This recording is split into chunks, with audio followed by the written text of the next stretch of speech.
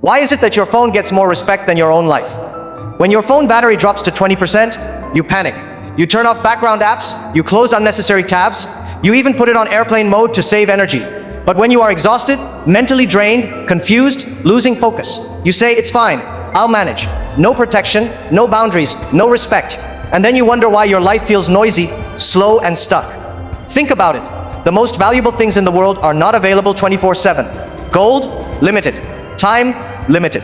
Opportunity, rare. But you reply instantly. You accept every distraction. You give your attention to people who haven't earned it. And then you ask, why doesn't anyone take me seriously? Because you taught them not to. You know that one friend who replies instantly to everyone, messages at 2 a.m., calls during dinner, work requests on weekends, family drama anytime. They're always available, always saying yes, always tired. And somehow, they're also always overlooked. Why? Because availability kills value. Let me give you a real example. When Michael Jordan was playing basketball, he was known as difficult. He didn't joke around in practice. People said he was intense, rude, too serious. Years later, the same people said that obsession is why he's the greatest. At the time, it looked like arrogance. In reality, it was self-respect. Another one.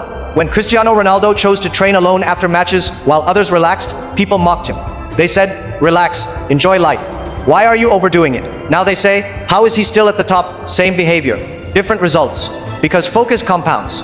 Here's the mistake most of you are making right now. You are trying to prove yourself to people who are not even building anything. People scrolling all day, advising you on life, and because you don't value yourself enough, you listen. Let me say this clearly. Not every opinion deserves your attention. Not every message deserves a reply. Not every invitation deserves your presence. If you don't guard your focus, someone else will rent it cheaply. Let me make this relatable. You sit down to work, you open your laptop, you tell yourself, today I will focus. 5 minutes later, one notification, one message, one short video, one random thought, 1 hour gone. And at night you feel guilty, not because you were lazy, but because you were distracted. When Oprah Winfrey cut off relationships that drained her early in her career, people called her cold.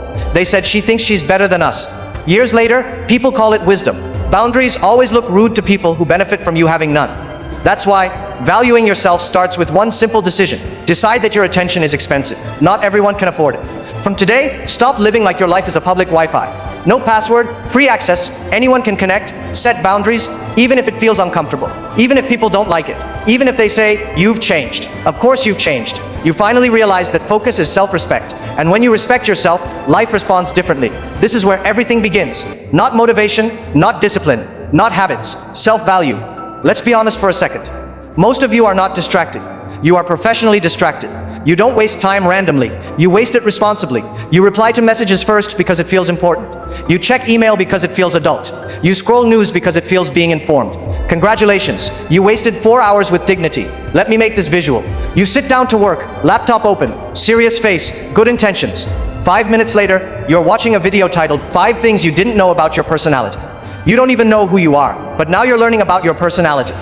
That's not curiosity, that's escape. And don't act surprised. Everyone here has done this. You ever open Instagram just to reply to one message and close it 47 minutes later, wondering what year it is? That's not bad time management. That's your phone saying, give me your life for free. Here's the problem nobody wants to admit. Your brain loves distraction because distraction feels productive without requiring courage. Focus demands effort. Distraction gives comfort. That's why when something actually matters, your brain suddenly remembers unfinished chores from 2013. Suddenly, cleaning feels urgent. Organizing files feels necessary. Checking notifications feels essential. Your goals? Later. Let me give you a real example. When Taylor Swift disappears before releasing music, people lose their minds. No updates, no explanations, no daily posts. Then she comes back and breaks records. Why? Because absence creates curiosity. Noise creates boredom. You're doing the opposite. You're always available and wondering why no one listens. Another one. When Keanu Reeves skips Hollywood nonsense and stays low-key, people call him mysterious. You do it for one weekend and people say, are you depressed? No, you're just focused. But society hates focused people. Focused people don't consume enough nonsense. Now let's talk about the tiny dictator in your pocket. Your phone buzzes, you react. Your phone lights up, you look. Your phone does nothing, you still check. You don't even know why anymore. It's muscle memory. You say, I'm just checking quickly. Checking what? Your destiny hasn't replied yet. Here's the funny part. You'll watch strangers argue online for hours, but avoid sitting alone with your own thoughts for 5 minutes. Because silence is dangerous. Silence forces you to think, and thinking leads to responsibility. Let me hit you with this. If you truly valued yourself, you wouldn't let random apps schedule your day. You wouldn't let bored people interrupt your focus. You wouldn't attend conversations that go nowhere. You wouldn't stay available to people who only call when they need something. Look at this example. When Serena Williams trained while others rested, she didn't announce it. She didn't post it. She didn't explain it. She was too busy becoming dangerous. That's what focus does. It makes you quietly powerful. Most of you don't need motivation. You need less stimulation. Your brain is not tired from work. It's tired from switching tabs every 6 seconds. So yes, valuing yourself might make you look boring. You'll say no more. You'll reply slower. You'll disappear sometimes. People will say, you changed. Correct.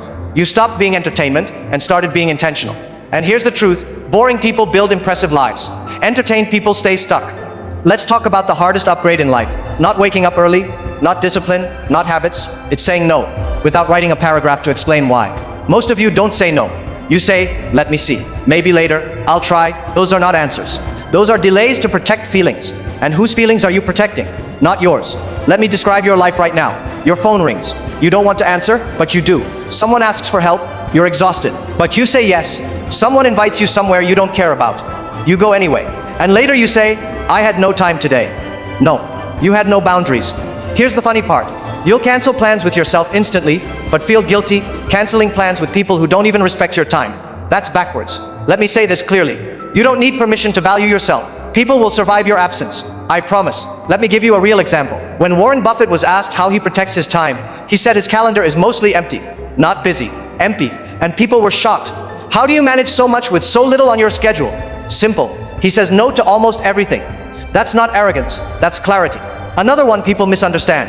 When Beyoncé started disappearing between projects, people complained, why isn't she everywhere? Why so private? Then she came back and the entire world stopped because mystery is power. Oversharing is weakness. Now let's get painfully relatable. You ever agree to something, then immediately regret it? You say yes, you hang up, you stare at the wall like, why am I like this? That's your intuition filing a complaint, and you ignore it every time. Here's the truth. If saying yes makes you resentful, it should have been a no. People say, but what if they get mad? Let them. People who benefit from your lack of boundaries will always be upset when you finally set some. That's how you know you're doing it right. Let me give you one more example.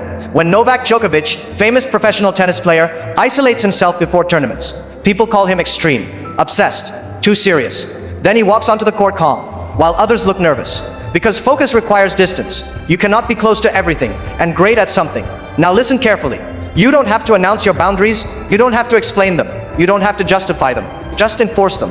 Reply slower. Disappear more. Protect mornings. Protect evenings. Protect your energy like it's money. Because it is. Let me leave you with something simple but powerful. Every yes costs something. Make sure it's not your future. Now let's talk about something nobody prepares you for. What happens after you start focusing? Because here's the surprise. When you finally focus, life doesn't clap for you. Nobody sends congratulations. Nobody says, wow, you've changed. Instead, it gets quiet. And most people quit right there. Because they confuse silence with failure. Let me make this relatable. You stop replying instantly. You stop hanging out randomly. You start working in silence. And suddenly, fewer messages, fewer invites, fewer people checking on you. You think, did I do something wrong? No. You stop being convenient. And convenience is what kept many people around. Let me give you a real example. When Lionel Messi was younger, people called him quiet. Too shy, not a leader. He didn't change his personality. He changed his results. And suddenly the same silence became humility. The same focus became greatness. Now let's talk about something uncomfortable. Most of you are addicted to immediate validation. Likes, replies, reactions, attention. Focus removes all of that. You don't get daily applause. You don't get instant feedback. You just get progress. Slow, quiet, boring progress. And your brain hates that. Because progress doesn't feel exciting, but regret does. That's why so many people quit right before momentum kicks in. Let me say this clearly. Focus feels lonely before it feels powerful. That's the price. When Elon Musk locked himself into factories and slept on floors, people mocked him. Memes, jokes, criticism. Years later, those same people quote him, "Focus looks crazy until it works." Here's the mistake most people make. They stop too early. They check results too often. They announce plans too soon, and then they wonder why nothing changes. You don't need to update people. You need to outgrow them. Let me bring this home. The moment you start valuing yourself, you stop explaining, you stop chasing, you stop reacting. You move slower, but stronger.